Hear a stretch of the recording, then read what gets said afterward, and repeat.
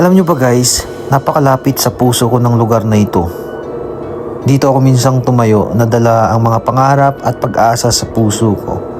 Dumating ako dito na nangangarap ng mas maayos na kinabukasan. Isang sariling bahay, ipon, negosyo at ang kakayahang matulungan ng pamilya ko. Hindi pa man lahat ay natutupad ngayon, pero pinaalala sa akin ang lugar na ito kung saan nagsimula ang lahat. Bawat hakbang na ginawa ko, kahit maliit, ay unti-unti akong inilalapit sa mga pangarap ko. Kaya napaka-special sa akin ang lugar na ito dahil dito ko piniling maniwala sa sarili ko.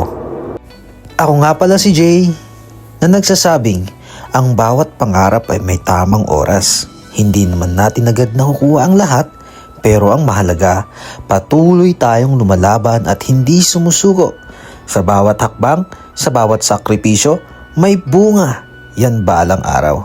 Kaya kapit lang, maniwala sa sarili at huwag kalimutang magpasalamat sa kung anong meron tayo ngayon.